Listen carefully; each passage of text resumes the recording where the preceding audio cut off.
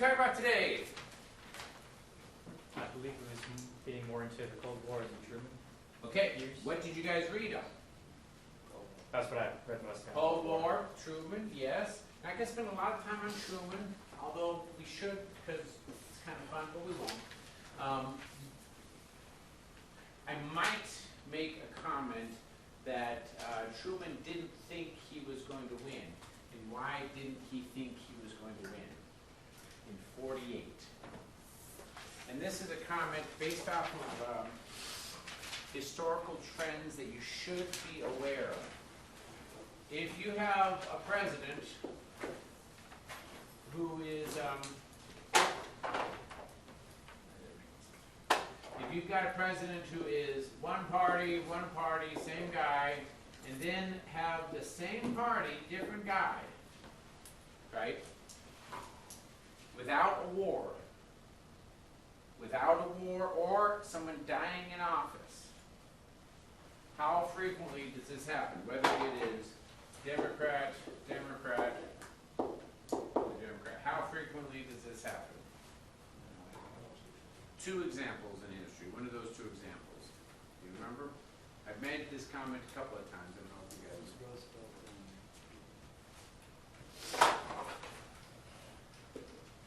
1828, 1832, and then 1836 elections with, who are these guys?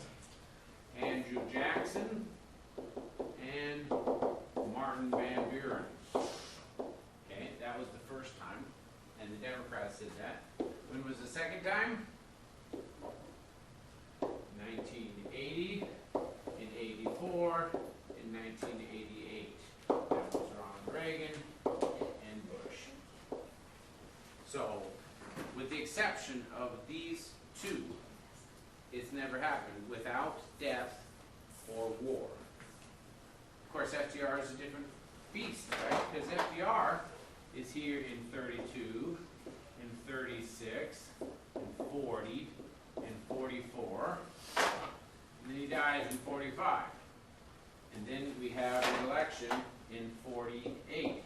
Now, if we follow this rule, and the rule is basically after 8 years, it doesn't matter who is in office, the public wants to change parties. After 8 years, it doesn't matter who's in office, who's running, the public wants to change parties. Almost always with these two exceptions. These are two exceptions to the rule. One really, really early, one later. So how does FDR fit into this?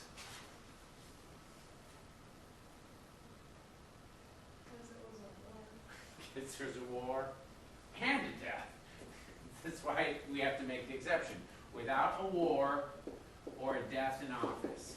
And in this case, the war was the big one because that's what caused this part. The war starts in 1939.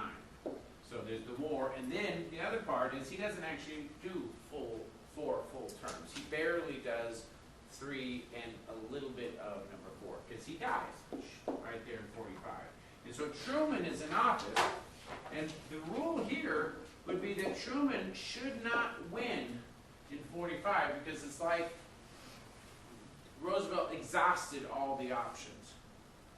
But there was a war, we have the Depression, we have the war, and he died, so this might fit in here, but he was not expecting to win. Because for the most part, people don't want the same party in the White House for more than 8 years. Or how long is it going to be by 48? How long is it they've been in the White House? Good quick math. 16 years. 16 years you've had a Democrat in the White House. So Truman did not expect to win. Nobody expected Truman to win. Didn't mean that he didn't fight. He fought really hard, but nobody expected him to win. And the very fun headlines was New York Times, I think it was New York Times, had a headline that Truman's opponent was a guy named Dewey. He was the prosecuting attorney, ended up being a major criminal organized crime opponent. He fought organized crime in New York City. And he was the guy that was going against Truman. And so the New York Times has the headlines, Dewey wins.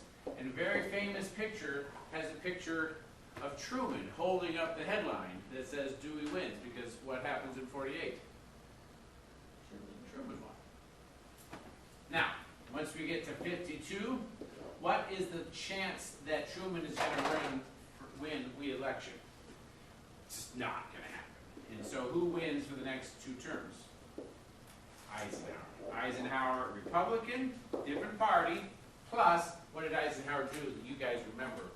You don't need to worry about the presidency, you just need to know Eisenhower. What did he do? He planned the D-Day invasions. So, big guy, right? 5-star general. He was in charge of the European theater, which was the biggest theater. He planned, executed the D-Day invasion. Everybody loves Truman. We'll talk about him in the next unit. Everybody loves Truman, but he is 1,000 years old. And so by the time he is done, after 8 years, what does the American public want? They want to change. This trend will continue to be the case where you only have basically at most 2 terms or a split until 80, 84. And then after that it goes back. We haven't had that break since. Typically, unless the person has a horrible economy, the person in the White House will typically have 2 terms. Unless the economy is absolutely horrible. If the economy is really good, almost guaranteed they're going to have 2 terms. But after the end of that 2 terms, it's almost impossible for that guy to be able to have the successor take over. Now, I say this as a trend, but what's the wonderful thing about historical trends? Yeah, they're obviously made to be broken because they were at least broken at least twice, right? And you have death and war and all that kind of stuff. So we'll throw that aside. That's all you need to know about Truman. There may be a few other things, but that's pretty much it. Except that you should go to Liberty, Missouri and see his house. And what's very interesting about Truman is before television. So I actually kind of like Truman. I think there are issues we may talk about, but he's kind of a good guy. He comes home, we go to his house in right outside of Kansas City. It's kind of the Kansas City metropolitan area. And if you've ever been to Kansas City, it's right on the border of Missouri and Kansas. And he's on the Missouri side, so he's from Missouri. He lives in a house that looks like pretty much any of the houses that you might see downtown Richland Center. Not even downtown Milwaukee or downtown Madison, downtown Richland Center. Do you see mansions in downtown Richland Center? No, very normal, ordinary house. He was literally normal and ordinary. And one of the fascinating things about Truman is that when he was done being president, he went back and lived in the normal, ordinary house. He was not a millionaire. He didn't go off and make millions of dollars. It's been a very long time since that has happened. But it was also kind of an example. People, I don't want to say they were embarrassed, but they said things like, the president shouldn't go back and live in this house. There should be some prestige attached to the office, and when you're done being president, you should not be living in this house. You should be able to make sure that you don't have to worry about having money for the rest of your life. Why not? What's wrong if the president is really worried about making money? Well, they may not like him, but what might he do? Things that are unseemly to the office. So you're a poor president, ex-president, and then you start getting on television and selling McDonald's. Just doesn't fit with the image of the president, right? And so because of that, actually, they made sure that after Truman, when you retire, you get a guaranteed income for the rest of your life. So that you don't have to worry about doing things that are unseemly. It's a different issue. We'll talk about it later. So that's like $400,000? Well, for a while, it was 200. I don't know if it's up to 400 now. It's not a lot of money. So if you made more money after being president than you had before you're being president, this is always suspicious. Because the fact is, you don't make that much. I mean, $200,000 is more than I'm making, right? More than most of you guys are making, but it's not multi-billionaire type money, right? It's actually fairly normal.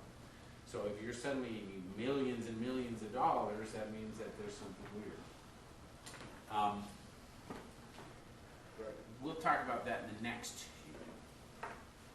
You can book deals and stuff. Well, that is how people do things like that sometimes.